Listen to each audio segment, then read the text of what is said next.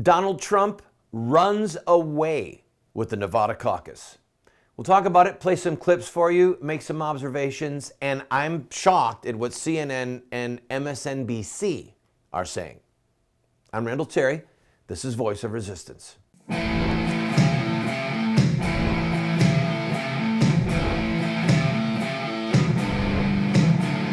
Those who forsake the law praise the wicked. Those who uphold the law resist them. Welcome to the Voice of Resistance. Here's your host, Randall Terry. The GOP establishment, the Republican establishment, is in a state of shock and terror. Not just awe, but terror. They don't know what to do. And they've missed their window. If they were going to do anything, they missed their window. But oh wait, they did try. Jeb Bush spent $146 million, is the number I heard. Heaven knows how much other candidates and their super PACs are spending to beat up on Donald Trump. And his numbers keep going up. And he just won Nevada. 46% of the vote for Trump, 24% of the vote for Rubio, and if my memory is correct, 21% for Ted Cruz. Now, we've got a lot we want to talk about in today's program. Get to MSNBC, to CNN, we're going to get to the Republican establishment. But to set the table, let's play some of the clips from Mr. Trump's victory speech. Here's the first one, flanked by his sons. So I want to begin by thanking my boys. Eric has been all over the place making speeches. He's getting better than me, so I'm a little jealous. And Don went up to Elko, and you were all over, right? And he loves the rifle stuff. This is serious rifle. This is serious NRA, both of them. So, both of them. We love the Second Amendment, folks. Nobody loves it more than us, so just remember that. What father wouldn't be proud? I sat there last night, right? Just, forgetting everything about this campaign and who would be a better candidate, Cruz, Rubio, Trump, with the people that are left. I just sat there and watched, and it almost brought me to tears, because I'm thinking, if I was running for president and I was his age, and I had my sons, who I love, and they were standing beside me, and they were helping me perhaps get to the White House, I would be so elated, so proud. So anyway, he starts his victory speech, makes a few comments, and then jumps right in to the Second Amendment. You see what he's doing. He is solidifying his base. Millions of people, literally millions of people, are watching their televisions to see what Trump is going to say about his victory speech, and he goes right for the throat on the Second Amendment. Fearless. Next, he thanks some casino owners. I want you to watch this because it was really clever what he did, how he turned it around from being greed for himself to greed for the country. Watch this. I want to just thank a couple of friends of mine that are here. The owner of this incredible hotel, Mr. and Mrs. Phil Ruffin, stand up. Great guy. Phil said, Donald, like for the last 3 months, he's driving me crazy. He said, Donald, I want to put $10 million into your campaign. I said, Phil, I don't want your money. I don't want to do it. I'm self-funding. Every time I see him, it's hard for me to turn down money because that's not what I've done in my whole life. I grab and grab and grab. I get greedy. I want money. Now I'm going to, I'll tell you what we're going to do, right? We get greedy, right? Now we're going to get greedy for the United States. We're going to grab and grab and grab. We're going to bring in so much money and so much everything. We're going to make America great again, folks. I'm telling you, we're going to make America great again. Now, I'm not sure how spontaneous that was, but I'm not sure how smart it was. It's actually against the law for a donor to have contact with the candidate if a super PAC is involved. So if somebody calls up a candidate and says, I want to give $10 million to your campaign, First of all, Trump has to say, you can't give to my campaign $10 million. You can give $2,700 like anyone else. That's the maximum allowed by law for a campaign. To put $10 million in, you have to go to a super PAC. And Trump is basically saying, I don't want your money. But then he turned it around and said, greed for the country. Because if you're watching him, you're sitting there thinking the man is worth $6 billion, $10 billion, we don't even know how many billions of dollars. And he's saying, it's so hard for me to turn away money because I'm greedy. But then, I don't know if it was on his feet or if it was a premeditated line, but it was genius. It was genius. It was populist. I've got to take a break. And when I come back, I'm going to explain why populist and nationalist are not dirty words. And we'll talk about MSNBC, CNN, and a clip that is just plain funny involving Liberty University. Don't go away.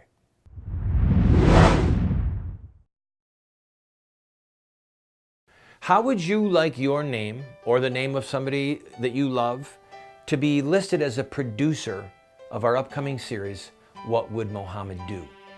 If you are in a position to give a $1,000 gift, we have to buy some computer gear and some 4K monitors that cost about $12,000. One computer and 2 monitors, $12,000, because they're broadcast quality. This is not a Hewlett-Packard laptop, okay? If you can be one of those 12 people who give $1,000 or more, we will list you as a producer in the series, What Would Mohammed Do? Or if you want to do it in memory of a loved one, we will do that as well. Please, go to the GoFundMe site you see, watch the pilot, and if you say, I want to be a part of that, give a $1,000 gift, and we will put you or the person you choose as a producer of this TV series. I thank you in advance. God bless you.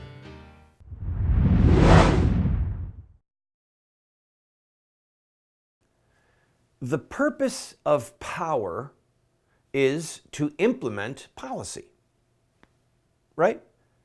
If you have political power, why do you have it? It's either to maintain the status quo because you like what is happening, you want to protect it, or because you want to change something, all right? So as I've watched the Trump campaign, and by the way, for those of you who are tired of hearing about Donald Trump, I apologize, but it appears to me that the man is going to be the Republican nominee. And so we had better look at him, and we'd better assess where he is going to take us, what he's all about, Alfie, all right? The purpose of power is to affect public policy.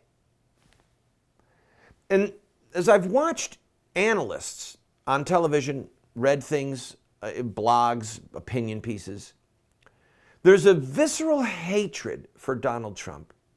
And some of it comes from people that condemn him for being a populist or a nationalist. Some of these highbrow so-called thinkers are actually making comparisons to him and Adolf Hitler, because Hitler was a populist and a nationalist. As if being a populist or a nationalist was inherently evil, and it's not. A populist is someone who has the perception of being concerned about the average man, what the population feel. A nationalist is somebody who wants to put their nation first. Can somebody explain to me why these are inherently evil? They're not.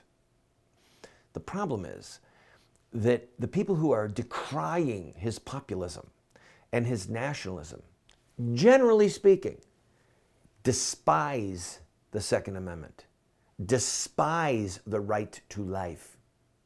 So Donald Trump now says, I'm pro-life. I want judges that would overturn Roe versus Wade.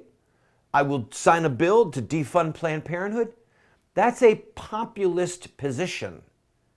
And the people who hate Trump hate those positions. It's a populist position, a nationalist position to say we have to have a temporary ban on Muslims coming into the country till we figure out what's happening. We have to have a border. We have to build a wall so that we have control of our own country. These are not immoral positions. They are nationalist positions. But what is wrong with being a nationalist if putting your nation's best interest in mind is in fact ethical?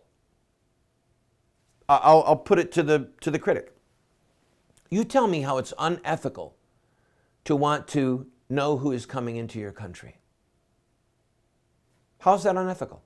How is it unethical to want to be able to control your border? It's not unethical. Every country in the world does it. I heard recently, I don't know if the figure is true, I think Sean Hanley might have said it, that 1,500 people were allowed to become legal immigrants to Mexico last year. That number seems so astronomically low, I can't believe it. But we have 11, 12, 13 million illegal immigrants in this country. So when Donald Trump is touching that nerve that is populist and nationalist, he's igniting something. Actually, that's not true. He's fanning the flame of embers and flames that already exist. People who have had it with America getting thrashed, with our border having millions of people come over and taking jobs from Americans.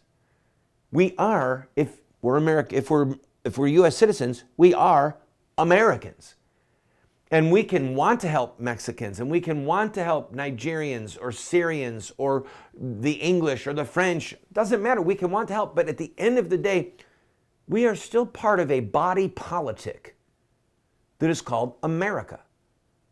And so whether it's Ted Cruz, all right, Ted Cruz also holds populist views. Ted Cruz holds nationalist views. You better believe he does. The difference between Ted Cruz and Donald Trump.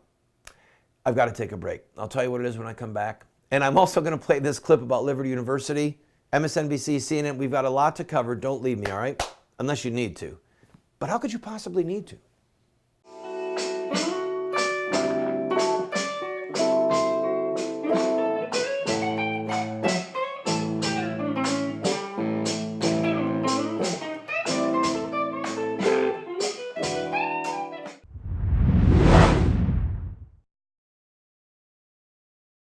Supreme Court Justice Clarence Thomas referred to John Locke twice in his dissent in the Obergefell decision.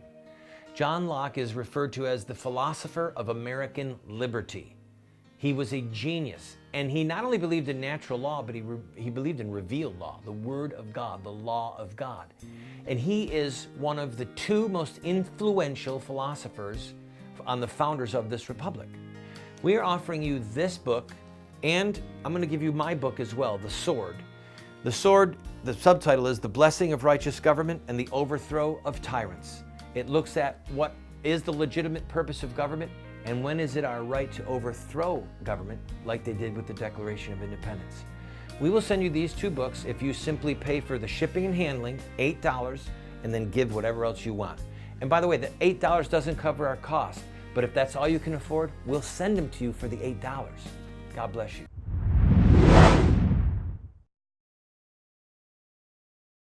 People have praised Ted Cruz's debating skills, and he is a very articulate man.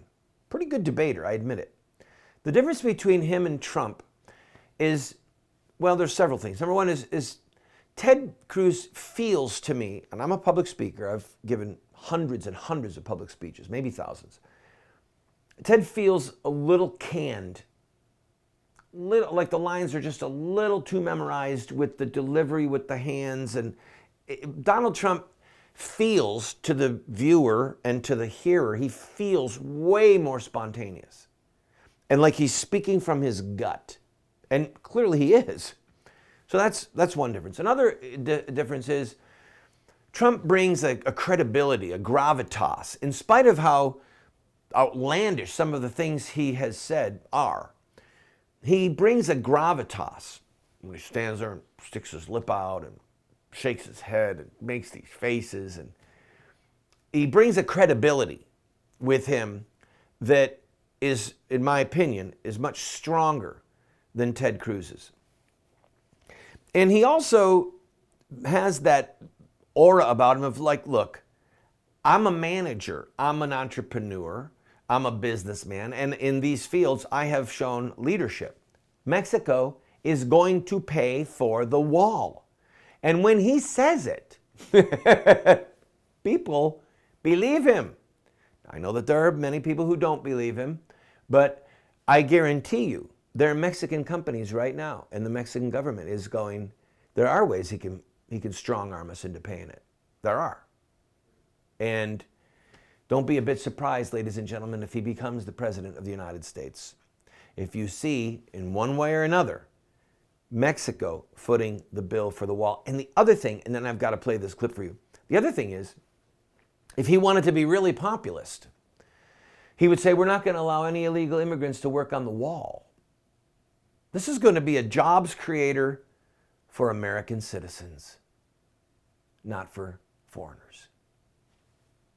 Watch what happens. If he becomes president, you can believe that there is going to be a wall, okay? All right. By the way, Ted Cruz's campaign is in trouble right now. It is. Because if Cruz can't win with evangelicals, well, let's play this clip and then we'll make the point. And another great friend of mine, somebody respected by everybody, a great friend of Phil, too, Mr. and Mrs. Steve Wynn. Stand up, Steve. Stand up. Two great people. Steve is always calling. He's always got advice, right, Steve?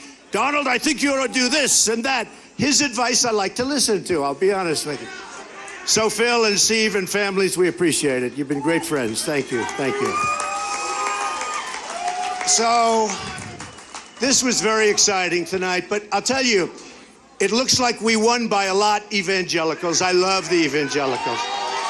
And I have to tell you, Pastor Jeffress has been so incredible on television and elsewhere. He has been great.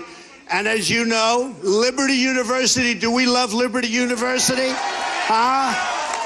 Jerry Falwell Jr., an unbelievable guy, and he has been with us and with us from the beginning. And I want to thank Jerry and his family. It's been amazing, the relationship. So I was laughing so hard last night when I saw this, forgetting the content aside for a minute. Donald Trump went from thanking two casino owners, gambling and all that goes on at casinos, right to thanking Liberty University and Jerry Falwell Jr. I was laughing so hard. When you put those two side by side in a sound clip, which I didn't do here, it's hysterical. Because I have a strong feeling that the Liberty University people are not frequenting gambling casinos. Just a guess on the culture of the way they live and where they spend their time and money.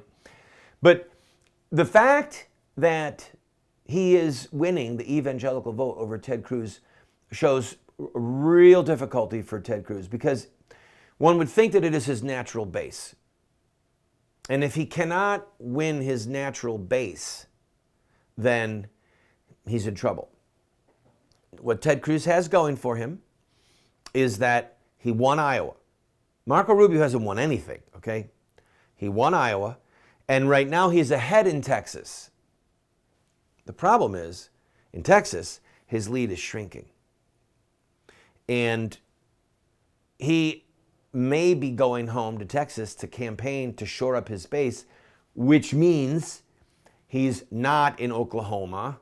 He's not in other SEC so-called states. And that means that if he's having to spend time in Texas, that means that Trump is able to get out into areas like Donald Trump is coming to our area this weekend. And Ted Cruz is not. So this race is far from over. And I'll give a bit of advice to the GOP. If they want to stop Trump, they need as many people in the race as possible. They don't want to get it down to a two-man race because Trump will win. I've got to take a break. I'll be right back. We'll talk about MSNBC, CNN, and it's startling what's going on before our eyes.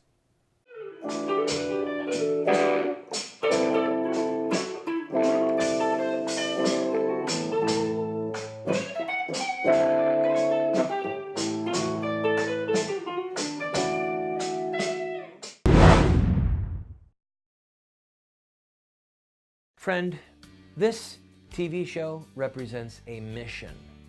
It's to be a voice of resistance to the evil in the land, but also to inspire people like you to take a stand at any level that you might be able to equip you, to inspire you, to challenge you, to give you the rhetorical ammunition that you need. But we still have to pay bills. This program, as you know if you're a regular viewer, we don't spend a lot of time raising money. We don't spend a lot of time saying, oh, you need to buy this and we're gonna run. No, we're bringing you a message, but we still have bills that we need to pay. I'm asking you, if you have been blessed by this show, to please go to our website or send a check to the address you see on the screen or call the phone number that you see on the screen and use your credit card and to give $50 or $100 or $500 just to help us meet our normal expenses. And we'll keep bringing you this hard-hitting show.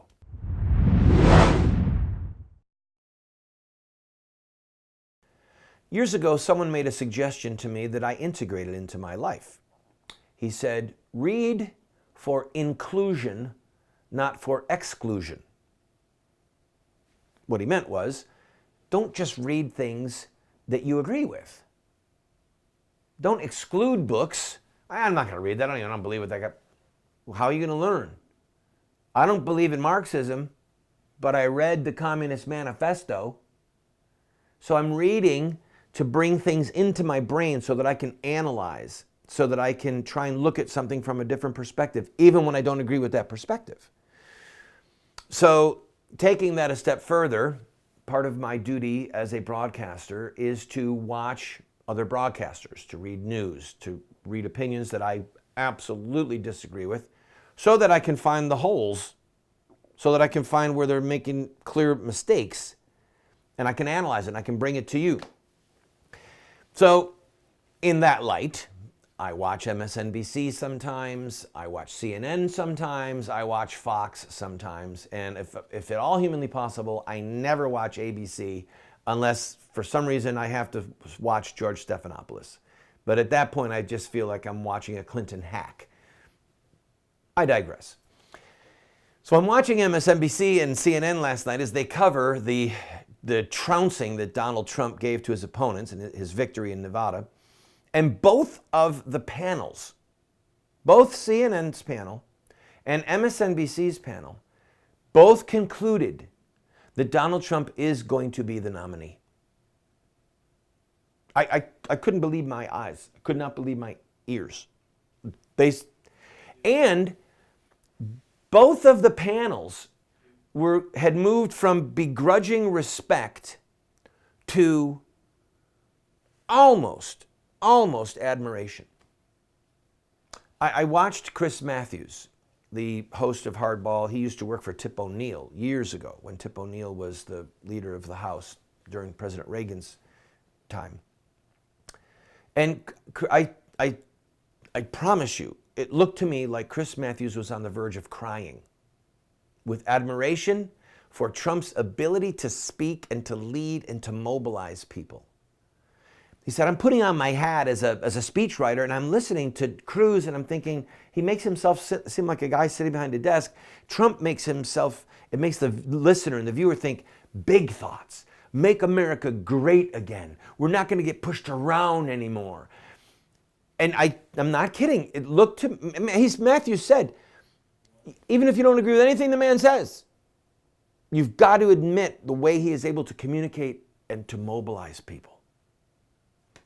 Fox, on the other hand, is still giving Karl Rove and other Republican hacks the chance to say, well, the Republican machine can still stop him. They've got to convince Kasich to get out of the race, and Kasich's people have got to go to Rubio. Rubio's got to be the darling, and Cruz is in trouble. Will he leave? But if Cruz leaves, then a lot of his people are going to go to Trump. And it is kind of distressing to think that a 50-state primary that to pick the nominee for a party goes 3 or 4 states deep, maybe 5, and then that's it. I don't want that.